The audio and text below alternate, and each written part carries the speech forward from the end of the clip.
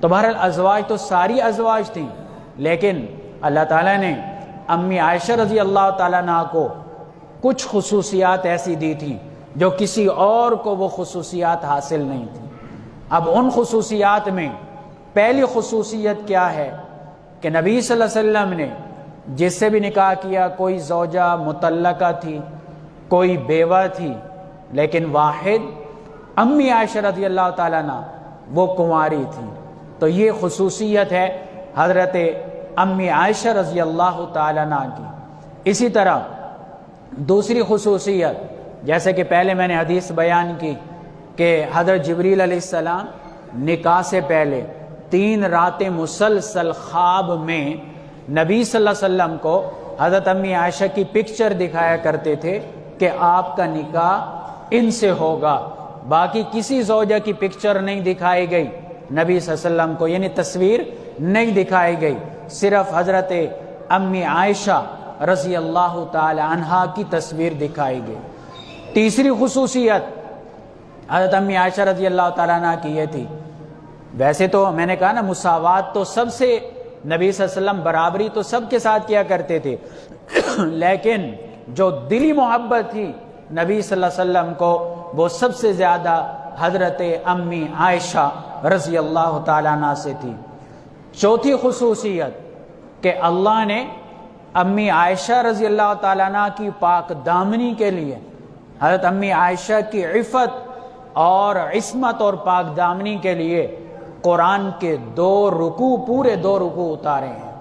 سورۃ النور کے پورے 2 رکوع اللہ نے امی عائشہ کی پاک دامنی میں اتارے ہیں۔ میں مختصراً سے عرض کر دوں، بعض لوگ جو صحابہ کے دشمن ہیں وہ مغلظات بکتے رہتے ہیں۔ ابھی جیسے پچھلے دنوں ایک ویڈیو آئی حضرت عمر رضی اللہ عنہ کے بارے میں، ایک غلیظ آدمی مغلظات بک رہا ہے۔ یہ تو اداروں کو چاہیے نا کہ ان حالات میں ایسے لوگوں کو کیفر کردار تک پہنچائیں جو ایسے مشکل حالات میں جہاں اور فتنے کھڑیں تو وہاں یہ فتنہ بھی کھڑا ہو جائے کہ جو مسلکی اختلافات کو ہوا دیتے ہیں جو لوگ، ان کو کیفر کردار تک پہنچانا چاہیے۔ تو بہرحال یہ پس منظر تھوڑا سا سمجھ لیں۔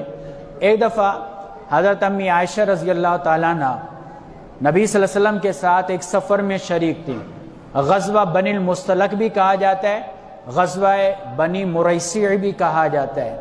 تو سفر سے واپس آ رہے تھے تو امی عائشہ رضی اللہ تعالیٰ عنہ ذرا ویک تھیں، وجود کمزور تھا، تو آپ کی وہ ہودج اردو میں کہتے ہیں، اور ایک سواری خواتین کے لیے ڈولی، ہندوستان کی زبان میں ڈولی کہا جاتا تھا جو سواری پہ پہلے زمانے میں رکھی جاتی تھی، تو اس طرح کا یعنی خیمہ ٹائپ بنا ہوتا تھا لکڑی کا، اونٹ پہ رکھا جاتا، اس کے اندر ازواج سوار ہوتی اور مکمل پردے میں وہ ہوتا تھا، یعنی آس پاس سارا پردہ۔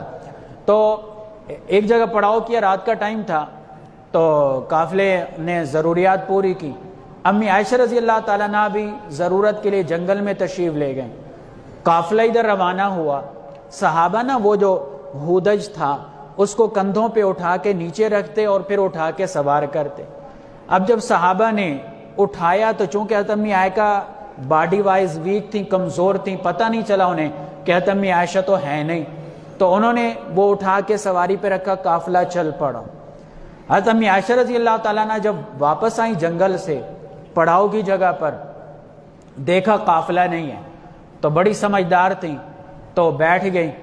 ایک صحابی تھے، تو وہ صحابی حضرت صفوان رضی اللہ تعالیٰ عنہ، ان کی ذمہ داری تھی کہ لشکر کے پیچھے چلتے تھے، نبی صلی اللہ علیہ وسلم نے ڈیوٹی لگائی تھی کہ اگر کوئی سامان کسی کا گر جائے اٹھا لیں، کوئی کمزور سواری والا ہو تو اس کی ہیلپ کریں، یہ ان کی ذمہ داری تھی۔ تو امی عائشہ رضی اللہ تعالیٰ عنہ بیٹھی ہوئی تھی نا، ایسے دوپٹہ چادر لپٹی ہوئی، چہرہ مبارک ظاہر تھا، چاند کی روشنی تھی۔ تو اسی دوران امی عائشہ رضی اللہ تعالیٰ عنہ کو نیند آ گئی۔ ادھر صفوان بن معطل جیسے ہی پہنچے تو انہوں نے دیکھا کوئی بندہ بیٹھا ہوا ہے۔ جب بالکل قریب آ کے دیکھا تو وہ تو حضرت امی عائشہ تھی، پہلے دیکھ چکے تھے پردے کا حکم اترنے سے پہلے، تو فوراً جو ہے نا استغفر اللہ یا سبحان اللہ یعنی اللہ کا ذکر کیا زور سے۔ جیسے امی عائشہ نے سنا، حضرت امی عائشہ کی آنکھ کھلی تو امی عائشہ نے فوراً چہرے کو ڈھانپ لیا۔ تو حضرت صفوان بن معطل رضی اللہ تعالیٰ عنہ انہوں نے اونٹ بٹھایا اور دور چلے گئے. امی عائشہ اونٹ پہ سوار ہوئی, پھر حضرت صفوان لے کر گئے, قافلے کے ساتھ جا ملے. اب یہودی اور منافق یہ اسی تاڑ میں رہتے تھے کہ کسی طرح نبی صلی اللہ علیہ وسلم کے خلاف پروپیگنڈا کیا جائے, آپ کی عزت کو اچھالا جائے, آپ کی ازواج کی عزت کو خراب کیا جائے. مثلا اب نبی صلی اللہ علیہ وسلم نے جب زینب سے نکاح کیا تھا, زینب بنت جحش رضی اللہ عنہ سے, انہوں نے پروپیگنڈا کیا, دیکھو جی اپنے بیٹے کی بیوی سے, حالانکہ منہ بولا بیٹا حقیقی بیٹا نہیں ہوتا. تو حضرت زید رضی اللہ تعالیٰ عنہ منہ بولے بیٹے تھے, قرآن نے اس پہ بھی آیات اتاری. تو اسی طرح اب بھی ان کو موقع ہاتھ لگا, جس طرح آج کل بھی مشرکین مکہ کی روحانی ذریت, منافقین کی روحانی ذریت جس طرح آج بھی علماء حق کے خلاف پروپیگنڈا کرتی ہے, تو یہ اسی دور سے یہ سلسلہ چلا آ رہا ہے. تو علماء انبیاء کی روحانی اولاد ہیں, اور جو ان کے خلاف پروپیگنڈا کرنے والے ہیں وہ منافقین اور مشرکین کے روحانی اولاد ہیں. تو بہرحال اس طرح پروپیگنڈا ان کے ہاتھ لگا منافقین کے, یہودیوں کے. تو یہودی اور منافقین ان کے ایجنٹ تھے, یہودیوں کے ایجنٹ تھے. تو یہ سلسلہ اس دور میں بھی تھا, آج بھی ہے. تو بہرحال اس طرح انہوں نے معاذ اللہ نبی حضرت امی عائشہ کی عزت پہ کیچڑ اچھالا, حضرت صفوان کی طرف غلط نسبت کی. حضرت امی عائشہ پریشان, صحابہ پریشان, حتیٰ کہ نبی صلی اللہ علیہ وسلم بھی سخت پریشان. نبی صلی اللہ علیہ وسلم تو پروپیگنڈے سے اتنے پریشان ہوئے کہ حضرت امی عائشہ سے بولنے میں بھی کمی کر دی, اور بڑے بڑے صحابہ اس سے جو ہے نا ان کے ذہن سازی ہوئی, مطلب بڑے بڑے صحابہ متاثر ہوئے اس پروپیگنڈے سے. اس سے آپ اندازہ لگائیں کہ پروپیگنڈا کتنا خطرناک ہوتے ہیں. آج بھی کچھ لوگ کہہ دیتے ہیں نا اکا دکا علماء کی طرح کہ جی وہ بھی تو فلاں علماء کے خلاف ہیں, یہ پروپیگنڈے کا اثر ہے, یہ ان کے اصل اپنی غلطی نہیں ہوتی. جس طرح اس دور میں منافقین اور یہودیوں اور یہودی ایجنٹوں کے پروپیگنڈے سے جس طرح کئی صحابہ متاثر ہوئے تھے. تو بہرحال امی عائشہ بڑی پریشان. امی عائشہ کہتی ہیں کہ مجھ سے جب پوچھا گیا, میرے والدین نے, نبی صلی اللہ علیہ وسلم نے پوچھا, تو میں نے کہا اگر میں سچ کہوں گی تم نے ماننا نہیں, اگر میں معذلہ جھوٹ بولوں گی, اور اللہ جانتا ہے کہ میں پاک صاف ہوں, میں پاک دامن ہوں, لیکن اگر میں جھوٹ بول کے کہوں گی ہاں واقعی اس طرح ہوا, تم نے جھوٹ کو مان لینا ہے, لہٰذا میں اپنا معاملہ اللہ کے حوالے کرتی ہوں. امی عائشہ فرماتی ہیں کہ میرا خیال یہ تھا کہ اللہ تعالیٰ نبی صلی اللہ علیہ وسلم کو خواب میں بتلا دیں گے کہ عائشہ پاک ہے, عائشہ پاک دامن ہے. میرا یہ خیال نہیں تھا کہ اللہ میری پاک دامنی میں قرآن کے 2 رکوع اتار دے گا, اور قیامت تک امی عائشہ کی پاک دامنی کا اعلان ہوتا رہے گا. تو یہ حضرت امی عائشہ کی خصوصیت تھی. اسی طرح 6ٹھی خصوصیت کہ حضرت جبریل علیہ السلام کو صرف امی عائشہ نے دیکھا ہے, باقی کسی زوجہ نے حضرت جبریل علیہ السلام کو نہیں دیکھا. اسی طرح 7ویں خصوصیت, جب نبی صلی اللہ علیہ وسلم حضرت امی عائشہ کے ساتھ بستر میں لیٹے ہوتے, ایک بستر میں, تب بھی وحی اترتی تھی, لیکن اگر کسی اور زوجہ کے ساتھ لیٹے ہوتے تھے اللہ وحی نازل نہیں کرتا تھا. یہ بھی امی عائشہ کی شان ہے, یہ بھی امی عائشہ کی خصوصیت ہے. اسی طرح نمبر 8, حضرت امی عائشہ کو اللہ تعالیٰ نے دین کا جتنا علم دیا تھا اتنا کسی اور زوجہ کو اللہ تعالیٰ نے دین کا علم نہیں دیا.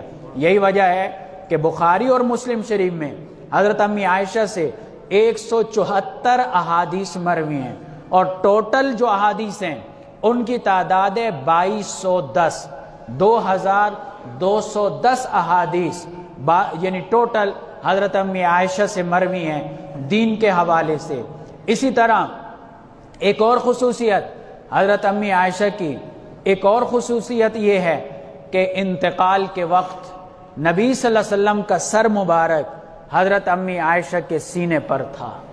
اور اسی طرح ایک اور خصوصیت بھی ہے کہ انتقال کے ٹائم حضرت امی عائشہ فرماتی ہیں کہ میرا لعاب نبی صلی اللہ علیہ وسلم کے لعاب کے ساتھ مکس ہوا, کہ مسواک لے کر آئے میرے بھائی عبد الرحمن, نبی صلی اللہ علیہ وسلم نے دیکھا, میں سمجھ گئی آپ مسواک کرنا چاہ رہے ہیں, تو میں نے کہا آپ مسواک کرنا چاہتے ہیں؟ نبی صلی اللہ علیہ وسلم نے اشارہ کیا, میں نے اپنے دانتوں سے چبا کر مسواک کو نرم کیا اور نبی صلی اللہ علیہ وسلم نے مسواک کیا تو گویا کہ آخری ٹائم حضرت امی عائشہ کا لعاب نبی صلی اللہ علیہ وسلم کے لعاب مبارک کے ساتھ مکس ہوا۔ اسی طرح اور بڑی خصوصیت یہ ہے حضرت امی عائشہ رضی اللہ تعالیٰ عنہا کی، وہ یہ ہے کہ اللہ نے حضرت امی عائشہ کے حجرے کو نبی صلی اللہ علیہ وسلم کا روزہ بنایا ہے۔